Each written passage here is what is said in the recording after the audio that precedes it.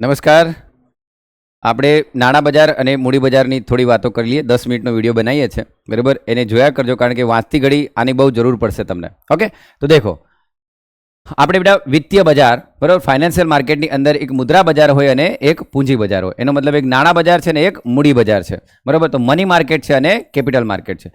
જ્યારે તમે એક વર્ષથી ઓછા સમય માટે જ્યારે વ્યવહાર કરતા હશો ત્યારે એને નાણાં બજાર કહેવાતું હશે, બરાબર. એમાં જો સરકારો કરશે તો ગવર્મેન્ટ જ્યારે કરશે તો treasury bill, cash management bill અને વેઝ એન્ડ મીન્સ એડવાન્સીસ, બરાબર. હવે જો treasury bill, cash management bill અને વેઝ એન્ડ મીન્સ એડવાન્સીસ, બરાબર, આ પણ એક ટૂંકા ગાળા માટેની લોનો લેવા માટેના સાધનો છે, બરાબર. આમ તો જે આ કોણ માટે છે? તો ગવર્મેન્ટ માટે છે, બરાબર. હવે તમે જ્યારે ભણ્યા હશો બેટા, જ્યારે બંધારણની અંદર તમે ભણ્યા હશો ત્યારે તમે જોયું હશે કે મની બિલ, તો મની બિલમાં બંને આવે છે, ટ્રેઝરી બિલ અને વેઝ એન્ડ મીન્સ એડવાન્સીસ, બરાબર. કેશ મેનેજમેન્ટ બિલ, આ મની બિલ છે, યાદ રાખજો. મની બિલ છે એટલે એનામાં કોનો પાવર વધારે છે બેટા? લોકસભાનો, બરાબર. આમ રાજ્યસભા ફક્ત 14 દિવસ રહે અને પછી પોતાની પાસ કરી જાય, બંધારણનો પોઈન્ટ છે, બરાબર. તો treasury bill, cash management bill અને વેઝ એન્ડ મીન્સ એડવાન્સીસ, બરાબર. તો આ ટૂંકા ગાળાની લોનો માટે છે, બરાબર, એક વર્ષથી ઓછા માટે. ઓકે, હવે જો કોઈ ફર્મ હશે, એનો મતલબ કોઈ કંપની હશે, દેખ લો આ ચહેરો કોનો દેખાય છે બેટા?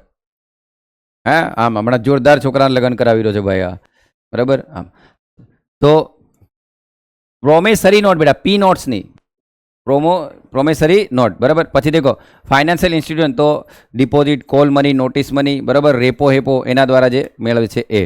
ઓકે બેટા, તો યાદ રાખજો ફરી એકવાર, સરકાર પણ લઈ શકે છે, કોઈ કંપની પણ લઈ શકે છે અને બેન્કો પણ લઈ શકે છે, બરાબર. તો બેન્કો હશે ત્યારે કોલ મની, નોટિસ મની, બરાબર, commercial paper, promissory note, treasury bill, cash management bill અને વેઝ એન્ડ મીન્સ એડવાન્સીસ. આ તમામને શું કહેવાશે? મુદ્રા બજાર, નાણાં બજાર, જેનો વ્યવહાર એક વર્ષ કરતાં ઓછો હોય છે, બરાબર. જ્યારે કેપિટલ બજારમાં જઈશું ત્યારે સરકાર શું ઇસ્યુ કરશે બેટા? Government security. યાદ રાખો, ગવર્મેન્ટ સિક્યુરિટી, સરકારી જામીની. સરકાર પોતાના બોન્ડ ઇસ્યુ કરે તો સોવરિન બોન્ડ હશે, બરાબર. પણ રાજ્ય સરકારો હશે તો શું હશે બેટા? State development loans. યાદ રાખજો બેટા, સ્ટેટ ડેવલપમેન્ટ લોન છે તો આને લોન નહીં સમજતા, આને એવું નહીં સમજતા કે આ સરકાર રાજ્યોને આપેલી લોન, એમ એવું નથી. આ તો રાજ્યોએ, બરાબર, યોગી આદિત્યનાથ બાબાએ, બરાબર, જે બોન્ડ ઇસ્યુ કરીને જે પૈસા જનરેટ કર્યા ને એને કહેવાય છે. હવે સમજણ પડે છે? લાંબા ગાળા માટે હોય, 40 વર્ષની લોનો લીધી હોય, બરાબર. આમ પછી જો કોઈ કંપની હશે તો કંપની શેર, બોન્ડ અને ડિબેન્ચર ઇસ્યુ કરશે, બરાબર. આમ અને જ્યારે પહેલી વખત બજારમાં જશે તેને પ્રાઇમરી માર્કેટ કહેવાશે અને બીજી વખત જ્યારે કોઈ એની લેવેચ કરશે ત્યારે એને આપણે શું કહેશું? સેકન્ડરી માર્કેટ, બરાબર. તો લાંબા ગાળા માટે આપણે દેખીએ તો સરકાર માટે શું હશે બેટા? ગવર્મેન્ટ સિક્યુરિટી અને સોવરિન બોન્ડ, અને સ્ટેટ માટે શું હશે? State development loans.